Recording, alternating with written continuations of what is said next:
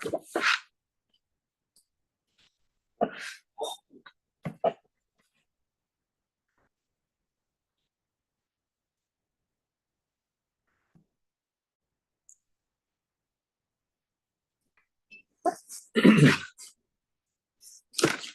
morning. With the help of Hashem, we are learning Yerushalmi the Mai, Pedek Halacha Gimel, and God willing, at least starting Halacha Dalet, maybe learning the whole Halacha Dalet. We're going to be learning today Daf Mem Hey. We left off on Daf Mem Hey Mamish all the way on top of the Amud. Let's quickly review Halacha Gimel. We have a three-way Machlokes Tanoim, Rabbi Meir, Rabbi Yehuda, and Rabbi Shimon. The Mishnah is speaking about a nachtoin, and we have to get familiarized with the word nachtoin, because today, if we'll begin halacha dalet, we're going to contrast the baker to another word that when we learn to Bavli, we all mix them together, which is the palted. And we'll see today the meaning of a palted in contrast to the nachtoin, and then we'll see the meaning of a monpoil. Generally, they're all speaking about people that are selling bread, but we'll get into the details when we begin with halacha dalet. But we are still learning about, like the name of the chapter, halakeach ben hanachtoin. Here the issue is based on the rule that you cannot be toidem umaasid min achiev al aptur umin aptur al achiyuv. And therefore, guys, we already learned this before, that if someone buys the mai from two different amei haaretz, we don't view both the mais to be equally obligated midrabanan to be tied b'poil mamish trumas meiser and meiser sheni. We don't view it that way. It's always a suffix. It's a rabbinic rule that has in it, in its bones, the doubt. Maybe the am haaretz was ma'ased everything and maybe not, and therefore we view every supplier as a separate chiyuv, and maybe supplier A really did everything, and therefore I, the buyer, only have to separate the Tumas Meiser and the Meiser Sheni with the Rabbanon. So I'm calling that a ptur, because biblically there is no inherent chiyuv. Could be the other Am Haaretz really did not separate. So now when I buy from him, whatever I'm separating, aside of it being a rabbinic obligation, there's also a biblical obligation, because that product was really not tithed at all. Verstehst? So you can't do one on the other. And the Mishnah apparently is speaking about it's a technical question. It's a halachic question. And that is, when I buy bread from a baker, do I have to take into account, halachically take into account, the possibility that the baker bought his raw material from different amei haaretz? And if that would be the case, and let's go to the case of the Mishnah, we're not saying that on the same day that was done.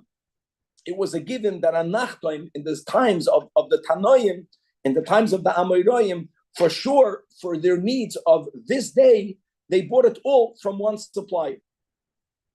Question is, if you buy from one day to the other, one day from the other, the way the Mishnah worded it was hot bread, cold bread. The Mishnah also spoke about if the bread that you bought from the same nachtoim came in different molds. And the issue of different molds is, do we say that the shape of the mold is a determinant that it came from different vendors? Which could be, there's a could be to that. Because the reason why you would use different molds has to do with the type of wheat that you bought. And the type of the wheat that you bought, it's not that people were so, Rockefeller wealthy, they had these big fields and they had all types. Every person had their type. So this baker knows that from this type, from Chaim's types of grains, the bread comes out better when it's like this. From the other guy, like that. That could be a determinant, could be a cause. And in both cases, the Hashgacha Pratis, as we learned yesterday in the Shir Rambam, 3 Prakim a day, that Rav Meir holds, that whether it is hot, cold, whether it is Tfusim Harbe, that we presume halachically, Mechad Gavra Zavin, this is Shitas Rabbi Meir. Rabbi Yehuda holds that when it comes, now he spoke about hot and cold. He never spoke about the molds. That will be key to the whole thing today. Rabbi Yehuda says that if you buy yesterday and today, we have to take into account the possibility that it came from different vendors. By the way, we already spoke out that we never say svek sveka when it comes to the mai. No, it's people, I can ask on Rabbi Yehuda, Rabbi Yehuda is not saying that if you buy hot and cold, for sure the nachlaim bought it from different vendors. Why? How could he say that? He doesn't say that. We have to maybe. Well, the whole demai is a maybe, svek sveka. We never say svek sveka by demai. Because once the Chachamim were goyzer demai, I know on one hand we just said that inherent in the gzeira is a suffix, which is why we consider that if it came from two vendors, it's ptur al chiyuv, chiyuv al ptur. On the other hand, since the Chachamim made a gzeira on demai, we don't call it a suffix. And therefore there's only like one doubt. Maybe it came from different vendors. So therefore Rabbi Yehuda asers, right, separating trumas or maisres from bread that you bought from the same nachtoim, but one you bought today, one you bought yesterday. And Rab Shimon apparently agrees with Rabbi Yehuda, but only when it comes to trumas u'maisers. Those were the words. Rabbi Yehuda, Rab Shimon, Rab Shimon says, Rab Shimon oiser v'trumas maiser umatir b'chal. That's where we left off. Now the issue we will have over here, and the way what was the logic of Rab Shimon? So he says, Rab Shimon agrees with Rabbi Yehuda. Why would we say mechad gavra zavin? Who told you that? Maybe he bought it from different vendors. Okay, that we can understand. But no one spoke about chal. And the presumption of the Gemara will be, almost for the whole daf, is that the machlokes between Rab Shimon and Rabbi Yehuda is Rab Shimon is the one that's matir b'chala. Rabbi Yehuda, who doesn't make such a differentiation, Rabbi Yehuda will asir by chala also. That means that Rabbi Yehuda will hold that when I buy bread today, and I bought bread yesterday, just like I have to be toidim, let's say the trumas meiser from each bread separately, or if I bought two breads yesterday, I can take off from one of the two for both. But it has to be yesterday for yesterday, today for today. Chala also, I cannot go from one day to the other. And why would that be? Because what we explained, again, b'hashgacha pratis is what we learned yesterday in the Rambam, that the obligation, the mechayiv, when are you chayiv to separate chala? What triggers the obligation of challah? When you need the dough. What the Rambam uses the words gilgul, right? When you do lisha, when you needed it. Who needed it? The nachtoim. Let's go that our Mishnah speaking in it's one nachtoim. All of them were equally obligated under the nachtoim. For whatever reason, the nachtoim was not the one that was mafresh challah, right? And now the person that bought it, he have to be mafresh challah. Either the nachtoim was an Amoritz. Okay, we're not going to repeat that. We went through that in the beginning of the chapter. So what will be the logic of Rabbi Yehuda? What we're going to have today in the Gemara will be one attempt, two attempts, three attempts. Every attempt is going to be knocked down. What will be really amazing, and here we'll appreciate how Yerushalmi is different than the Bavli. You know, in the Bavli, I'll speak it out when we learn. It's like we're very mekatze. We're very mekatze. It's a different way of refutation. The end of the whole sugya will be that it must be that Rabbi Yehuda and Rabbi Shimon are in agreement when it comes to challah. Now that doesn't mean that they will always be mater challah. We'll come to a point where it will make sense that in certain scenarios, you won't be able to separate challah today from yesterday. You won't be able to do it. But in that case, there won't be an argument. Rabbi Yehuda and Rabbi Shimon will always agree the same when it comes to challah. So therefore, Muzman Zagin, that the machlokes of Rabbi Yehuda and Rabbi Shimon is not about the chalam, but it's going to be regarding the trumas, the maisres. And as we will see, like we mentioned, that Rabbi Yehuda never mentioned about the mold, only Rav Meir did. So we'll see what will be the sheet of Rabbi Yehuda and Rabbi Shimon. They'll have an argument at the end of the Gemara, at the end of the daf. Rabbi Yehuda is going to hold that the shape of the mold is not a determinant. Only today, yesterday.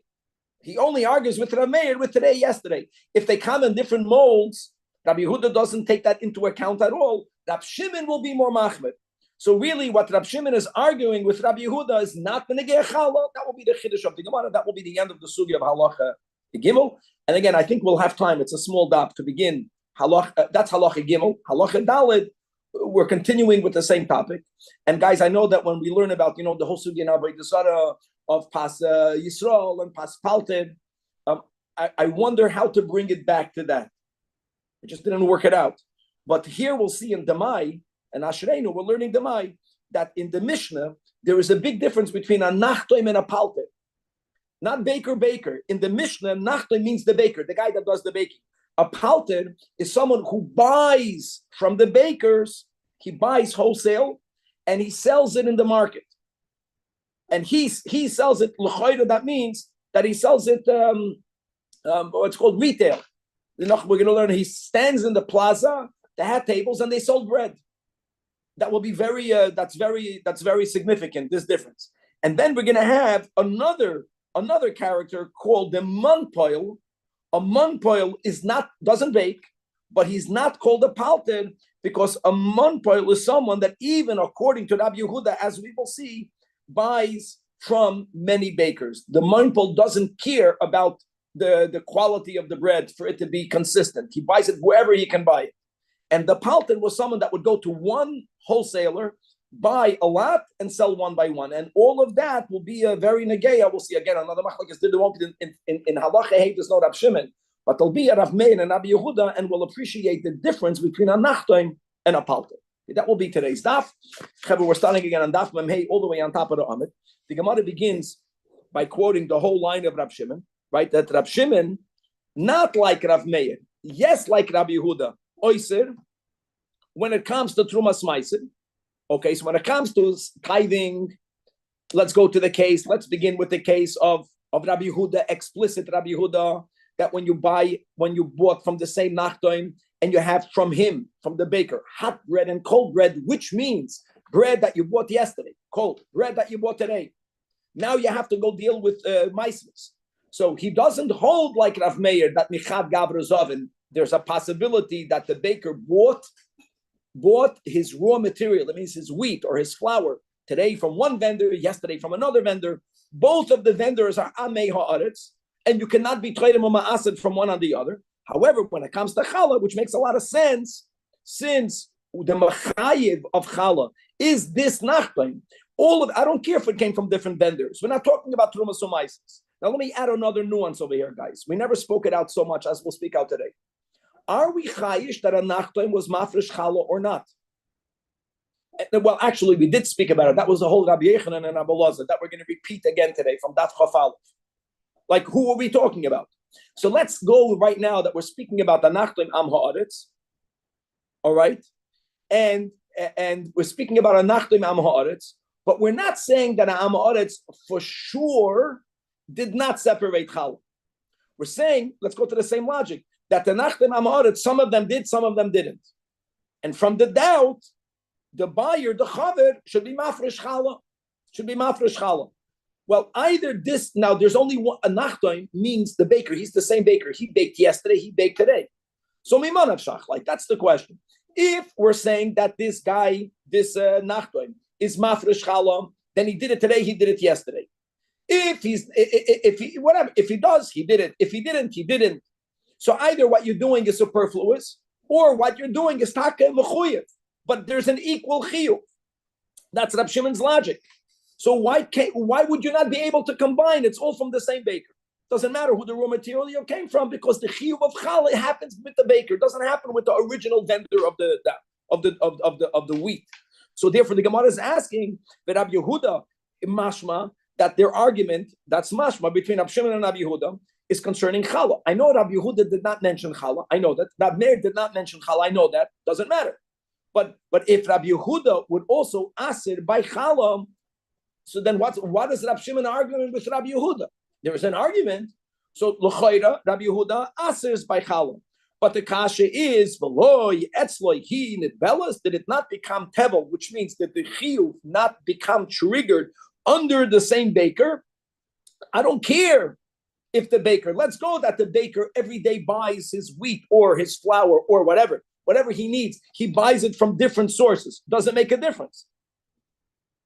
And like we said, let's go with the baker as an amaretz. So either we're going to, now we don't know this guy, his behavior when a challah. So either the baker separated challah, and if he's a separator of challah, he did it yesterday and today.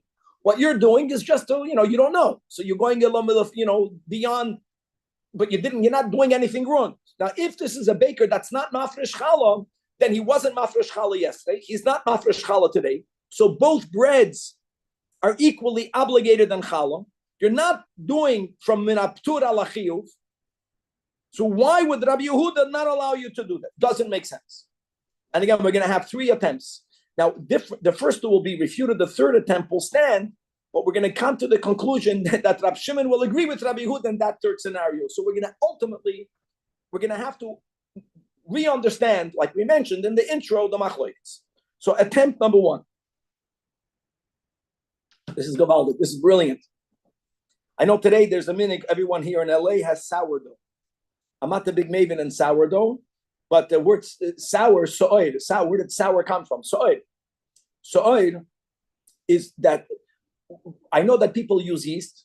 Usually I really don't know. But we have over here the Gabbai and other people that are big mevinim in how to make food properly, at least how to give a psak din if the food was made, that for sure. Is something called sourdough. Sourdough is that you make a dough, but it becomes so leavened, I'm using words, just words. It becomes so sour that you will not make bread from that. Why do people do that for? It becomes like a starter. You take from this sourdough a little shtikala, and when you make a new dough, you put the so'oid into it. Why do you benefit? It makes it chametzik, it makes it rise, it makes it become sourdough a lot quicker. Okay. Now let me ask you a question. If you baker, you're making bread. What we never spoke about, this is brilliant, is that if it's a baker that's using sourdough, the sourdough the baker doesn't necessarily make. The sourdough itself, the so'oid, he could buy from vendors. Gavaldik. So let's go. Could be he bought the so'oid today from one seller of so'oid, from one am ha'aretz. Could be the so'oid he used in yesterday's bread. The so'oid itself he bought from another source. You got it? So the issue is not his needed bread. The issue is the so'oid itself, l'cha'ira, has to have challah removed from it. Let's read it inside. Ella answers the Gemara. Let's speak just about Rabbi Yehuda. We consider the sour as challah, even though it's the starter. I love you. Yes, yes. So'oid is something that has to have challah removed from it theoretically. And Kevin, we're going to work it out. Yeah, why not? Because you mix the flour and the water. How do you make sourdough? It all begins with flour and water. And the chiyuv, it was triggered. You're going to have to separate challah at some point. Now, Kevin, you're onto something. In other words, let's say I'm a so'oid maker, but no one eats it. So what taka do I do? Let's say I'm a chaver, halavai. So I would want to do the right thing. So the question is, do you separate challah from the so'oid? That's the havamina here that a chaver would have. But let me I don't mind getting ahead. Think about what would happen if I would separate challah from the so'oid. You know what I would do? I would mess it up for you. If you're buying from me the so'oid and you are putting the so'oid into your dough when you are making it, what will your dough have in it? A little bit of so'oid that's already chalad, that's already mesukin, and your dough, it's gavaldik, that never had challah separated from it. I just ruined it for you. Because then when you're mafresh, you have in it chiyuv tur. But that will be so I got ahead of myself. But that's the whole point. The havamina is, so it is chayv to have the sourdough should have challah separated from it. Should have at the end before you eat any bread, the challah has to be removed. The question is at one point. Let's read it inside. Now I want to say a few words over here. Just the word shoyel means he borrowed, and it's just interesting how it worked. In other words, he didn't necessarily buy so'oid. Bakers would borrow, and then they would give back the same amount of so'oid. No, we're not saying for sure. You have to know how it works. It's not that the baker would always buy it. The baker would sometimes make it, but there's a high chance that he would borrow. It was something that you borrowed, and then you would give it back. The borrowing is not negay. I just want to point out it's not that he bought it, but it's the same thing, because he could have borrowed today from one Amo Aretz, and he could have borrowed so'oid yesterday from another Amo Aretz. The word tame here, don't go into tumantara. We're going to touch it soon, not yet. Today's daf is beautiful. The word tame is a code for an Amo Aretz. Since an Amo Aretz is also tame, it's just an expression. In some yeshivas, when they would speak about the Amo Aretz, Like the Baal Shem Tov, B'chlal did not allow the word Amoritz, Ish Pashat. But even then, you had the Amoritz, that was already the complementary expression. Sometimes, since the Amoritz was also not only not Neman, but he also was Tamei, Midrabanan, right? Because he wasn't knowledgeable in the laws of Tum and Tara, he's not a Chaver. So they would call him Tamei. So the word Tamei here is just a code for the Amoritz. Ella B'shoyel So'oir, from an Amoritz, Tamei, Lasois Isasoi. So now it's Gavaldik. That how can you separate challah, today's bread, and yesterday's bread? The bread itself was made from the same baker. So the chiyuv of challah from the bread part of the bread, from the dough part of the bread is taka the same. But in it, there might be so'oid. Might be the so'oid was borrowed. Might be borrowed from different people. That means no. Now let's go back to the different people. I want to go back to the different people. Remember this word. We're not saying that the Amoritz never separated challah. We're saying an Amoritz was suspect. Maybe he did, maybe he didn't. So that's the problem. Maybe the so'oid that you borrowed today came from Amoritz that really did separate challah. You're doing it midrabanan, but really there's no chiyuv.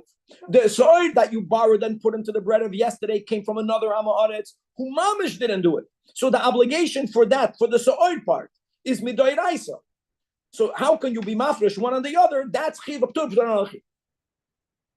in the Babli. Let me tell you something. Before you jump again, I just want to point something out. One way of refuting this answer would be, so what's Rab Shimon? L'chayda Rabbi Yehuda is right. Don't forget, we're trying to explain an argument, even though the Gemara is beginning to ask, and why would Rabbi Yehuda hold? When you explain Rabbi Yehuda, you're going to have a kasha. So how do you explain Rab Shimon? The Gemara doesn't even need to get there, and the Gemara doesn't get there. There would be no explanation for Rab Shimon. The Gemara right away refutes it by only focusing on one refutation, that what you're saying is not correct. It's wrong. No, before we don't, in the Babli, we'll make one refutation, another refutation, a third refutation. In the Yerushalmi, they don't need to do it, because once you're checkmated, you're out. So the Gemara is saying that, no, you're wrong. That don't tell me that people, when they would lend sa'oid, or when they would make sa'oid to put into bread, they would never have their sa'oid chalad. They would never do it to sa'oid. Because if they would do it to sa'oid, then they would have a little bit of dough that's already exempted from it. It's already misukan from chalad. When they put it into a new dough, the new dough has to be chalad. Then they're creating chaos. They're mixing. Maybe the piece that you are removing will be from the soil. That in itself is minaptura lachiyuv. No, says the Gemara inside. Afilu kain loy etzloy hi nitbelas. For sure, like the Marafulda says on the top, that or 6 lines from the top, that she'ein elem loy etzloy hi nitbelas she'ein noitlin chala ela achar shenot lasar mimenu. Even if the supplier, the Amoritz, is someone that separates challah, do you know what he would do? He would first take out whatever will become the so'oid. He will make sure everyone made sure the so'oid is never challah. The so'oid was never mesukin. And even if the Amoritz is taka careful in challah, then from that will bake into a bread, he'll separate challah. So bekitzer, so'oid is never challah. So I don't care if it comes from 2 different suppliers. They're both equally chayiv. The so'oid is equally chayiv. This nachtoim baked growth breads, either he's mafresh challah or not. So we're back to the kash. So that attempt is agishlag. Attempt number 2. Another interesting phenomenon. And guys, I remember, I think this was in the Sechta Shabbos. Maybe someone can remind me where we had it. In the types of ovens that they had in the times of Chazal, if you would fill the oven, the quality of everything in there would be a lot better than you having the oven half full, half empty. Things did not bake as good.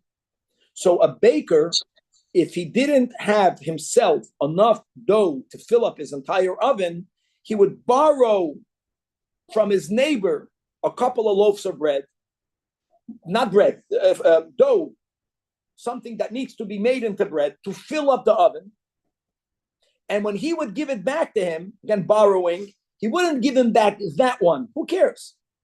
Same thing, same bread. Let's say my oven can hold 100 loaves. I only have 90. let's say if I would be the baker, I would go to a neighbor and say, do me a favor, lend to me 10 doughs that have to be made into bread, and I'll bake it, and I'll give you back the 10. I'll do it for you. It's better for me. I want to have my oven full. So therefore, Ella b'shoyel kikar tamei. Kikar tamei means a kikar from a yam ha'aretz, same word. Lamalois tanur. Now, let me tell you something. So again, we're finding, now, being that the baker won't dafke give back that dough. He'll give him back the same number. The baker might have breads that were made, they were needed by different people. Now, if that's the case, here again, I can say, why would Rab Shimon be mated? But I'll tell you more. The Gemara doesn't even have to go to Rab Shimon. That doesn't make sense. Because if this is something that's possible, why would Rab Shimon? Why would Rab Yehuda only aser to be toidem u'ma'aser from one day on the other? No one in the Mishnah says that when you buy bread today from a baker, you have to separate each bread on itself. No one says that.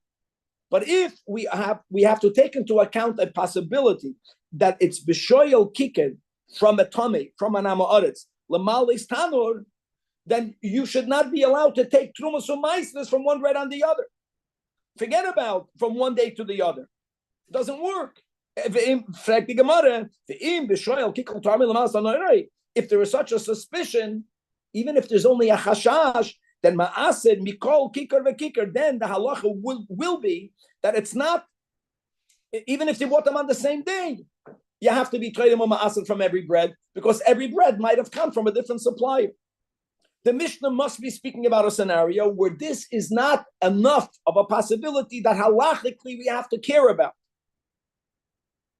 So then we're back to the kasha. Why would Rabbi Yehuda aser b'chalom? Gavaldik. And now we go into approach number 3. Now, approach number 3 is unlike the first two approaches. The approach number 3 will stand. The only problem with approach number 3 is that now that we will explain Rabbi Yehuda, there won't be a reason for Rab Shimon to argue. Finally, we're going to go back to Rab Shimon. Now, to appreciate approach number 3, we have to review something that we learned earlier on Daf Chaf Aleph and our Daf. There is a stira in the Mishnayos and the Mai between something that we learned in the 2nd chapter and something that we learned later on in the 4th chapter. And that this is the question: who is chayiv to be a mafresh, the baker or the buyer? And there appears to be a stira in the Mishnah. One implying that the baker is the one that's chayiv to separate everything.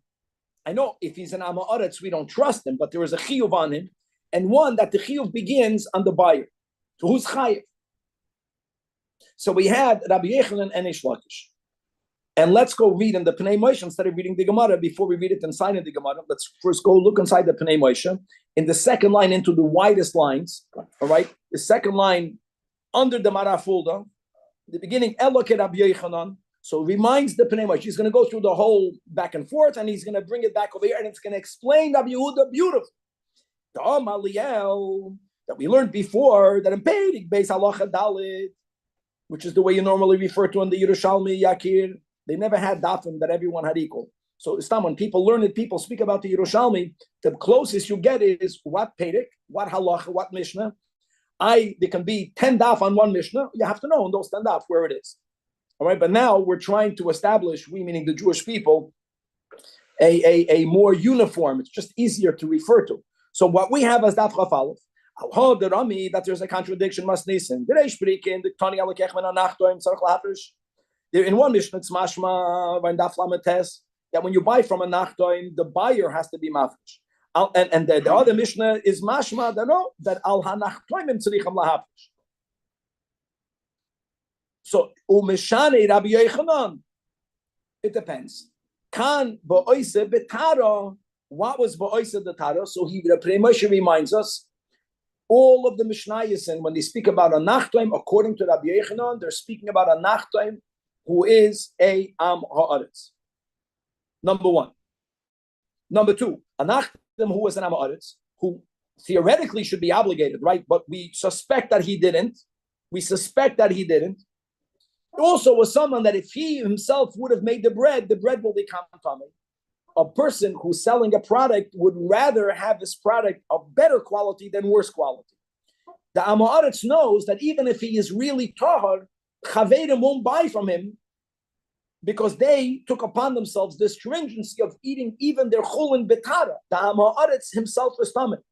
So it was common for a baker and Am Ha'aretz to hire a kneader who's a chaver. He would hire a worker who's a chaver.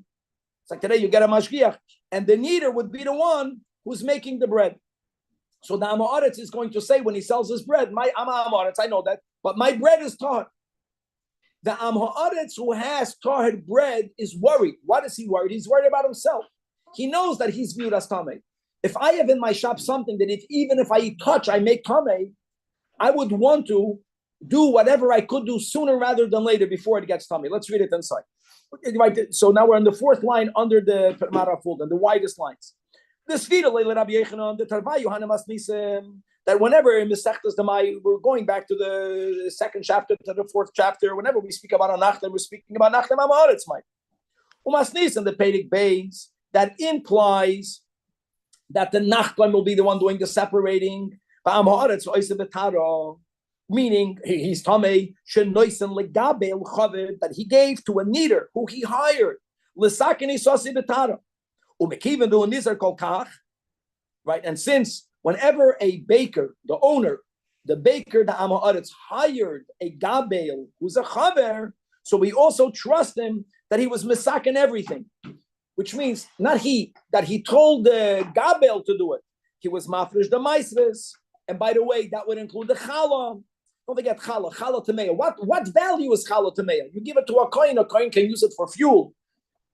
It's much better if it's tahar. So in other words, we presume a nachter who made a dough betara, then the nachter did everything, even though he's an Am Ha'aretz. If he made the effort to have a product that's tahar, then not because he wants to give away the Trumas Umaisvis. He didn't care. He didn't want it to become tummy. He wanted everything to be Mesukkah. So at least the Maiser that the coin will get, the Trumas Maiser, will be taught. At least the Challah will be taught. And Rabbi Yochanan explained, but the Mishnah that we had in the fourth chapter, the one in the fourth chapter is one. And Am Ha'aretz v'loy mehem ninon lei. We don't trust him that he separated the Trumas Umaisis. We don't trust him that he for sure separated the Challah. Okay, that's his. Now Rabbi Lozan had a different thing, but that was Rabbi Yochanan. Now let's read it inside the Pnei Moshe. V'hashta the Rabbi Yochanan. The Gemara is saying now we'll explain. I'll leave it to Rabbi Yehuda. Based on the current understanding, which will be changed on the Anamid base, that Rabbi Yehuda's argument with Rabbi Shimon, that Rabbi Shimon's argument with Rabbi Yehuda is not the Negei Ma'aser, it's only the Negei Challah. The Kamoy, the Moike Rabbi Yochanan ben Nachtem ha'oisa chalasi betara. Then Rabbi Yochanan understands that mehem ninon lei, that we also trust them shetiken as hakoil, who adin hachiv adin the masnisin, that what afal gav the hachiv lekech mistam nachtem. We're speaking about the Nachtem Am Ha'aretz and Vakshinon, and we asked, what are you suspect? You can't separate challah from today's bread and yesterday's bread. It was the baker, under the baker, it became triggered the chiyuv of challah. And therefore, like we spoke out on the kasha, either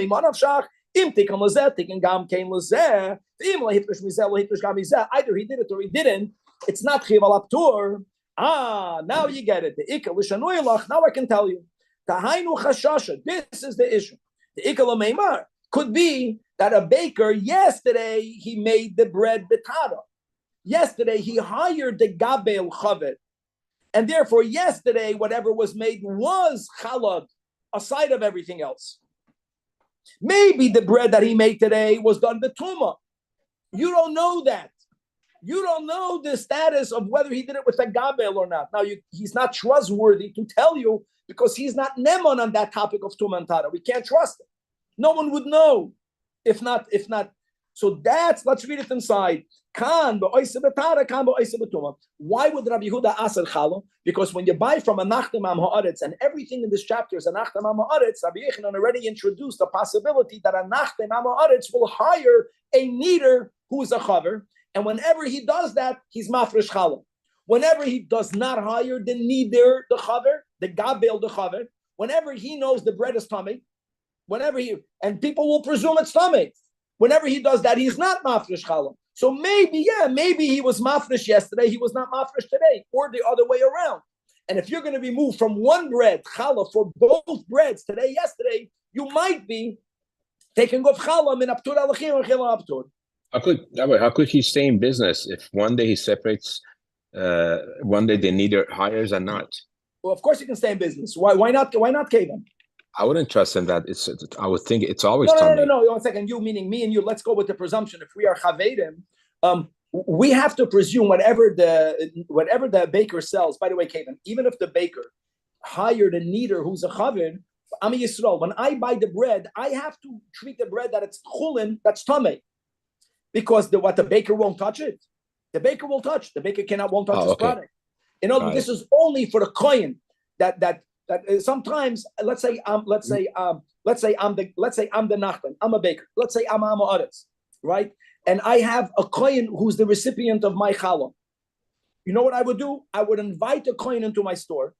I would have the kohen just wait for the guy to need the chaver is needing he's using kalim that are not makabel tuma, even though it's a my store. No big deal. And he gives him the challah. He gives him the truma smaiser. You understand? Okay. And now turning to the Daf Mem and base. Now, by the way, I want you to know that really the Gemara Fulda says there was no need for the next few lines, but I'm going to read it. It's in the Gemara. Ella kerabi Elazar. It's not the way it normally sounds in the Gemara. In contrast to Rabbi Elazar, that Rabbi Elazar said, "Kan v'kan ba'oise b'tahara." All right, that Rabbi Elazar never took into account that the nachtoim in the Mishnah is Amaretz. I can just remind everyone that Rabbi Elazar explained that we learned in the Mishnah, not regarding dough, I know that, but we learned regarding product, regarding tfuah, that there is a difference whether the seller is selling b'mida gasa or whether the seller is selling b'mida daka. So we learned that wholesalers, when they sell large quantities, when it comes to products that are staple foods, that the government would lower the amount of profit that a wholesaler can make, there was so little profit that the Chachamim lechatchila never put the obligation on the wholesaler. That's the way he reconciled the contradiction, that the Mishnah that says that the baker is chayiv, that's when the baker is selling retail. The Mishnah that implies that the baker is exempt because the baker is selling wholesale. So there is no tuma involved. Every time we're speaking about a chaver, this answer wouldn't work. That's what the Gemara means to say. That Eliket Rabbi Elazar that says kan v'kan regarding the contradiction we had before is ba'oisa b'tara. His approach won't give you an explanation in Rabbi Yehuda. That's the Tatmara Fulda. Eliket Rabbi Elazar really loy garsin loy hach, because Rabbi Elazar is not adding anything to this conversation. Ela agav shitva the lishna the le'el never gam kenacha, because before we had that expression, it wasn't a gate. Coming back over here, it sounds like it's a great answer. Says the Gemara, you don't have a great answer because you explained Rabbi Yehuda. Finally, we're going to go to Rabbi Shimon. If there is such a suspicion, why would Rabbi Shimon be matir? Rabbi Shimon would never be matir. In other words, if this is a baker that sometimes does it betara, sometimes does it betuma, from one day to the other, it makes sense. It's practical. He hired the gabel, the chaver. He didn't hire. So then, why would Rabbi Shimon be matir? The Gemara is really going to ask it this way. So, I want you to know that if we're speaking about that this guy always did it the Tumah, if this is a baker that never hires a Gabel, and therefore, so therefore the obligation, which is always under the baker, is always going to be the same type of obligation. And then we can say, either this is a baker that's mafresh challah or not. If there is such a doubt, Rabbi Yehuda, Moidele, everyone will agree that, if for sure it's done betuma, then there's no chashash, guys, right? So then even Rabbi Yehuda would be Moidel to Rabbi Shimon that there is no issue by challah. And not only is that a logical statement, but indeed, so it says clearly in a brayso, the Tani came, that Rabbi Yehuda and Rabbi Shimon, both are oisrin betrumas meiser umatirin bechala. Both of them are matir bechala. And what is this brayso talking about? When there is no one day like this, one day like that. So, Rabbi Yehuda oisrin betrumas meiser umatir bechala. But Rabbi Shimon is oisrin umatir bechala. So, at the end of the day, what will be the nafkamina? If you are telling me that the reason why Rabbi Yehuda asks is because our Mishnah is speaking about a case where the Amorit sometimes hires a Gabel, that's a Chaver, if that's the case, David, so why would Rabbi Shimon be Matir? It's like in the case where Rabbi Shimon asks, Rabbi Shimon would be Matir. In the case where Rabbi Shimon is Matir, Rabbi Yehuda would be Matir. So therefore, that's not the explanation. And indeed, they agree when it comes to Challah. So if they agree when it comes to challah, what's the machlokes? Now that's the final, a whole different approach. They agree by challah. But Rabbi Shimon is the one that spoke about challah, but everyone agrees with challah.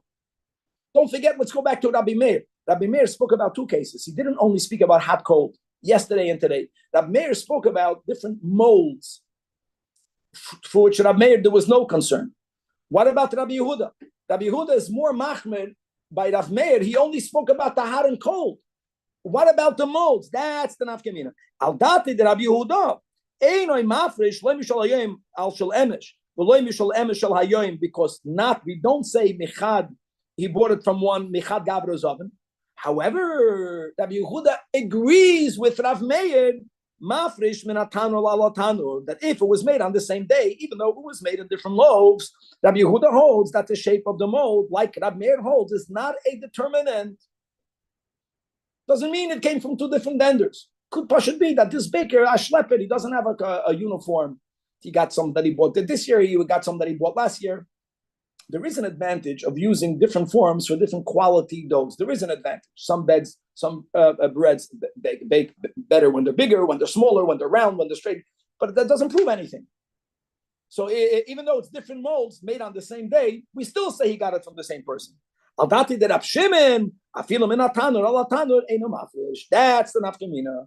So Rabbi Shimon really, it's about oiser all the way. Rabbi Shimon is the one that argues all the way with Rav Meir.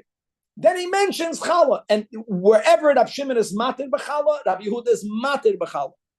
Wherever Rabbi Yehuda will aser b'challah, because some days betara, some days betuma, Rabbi Shimon would be moided that it's us.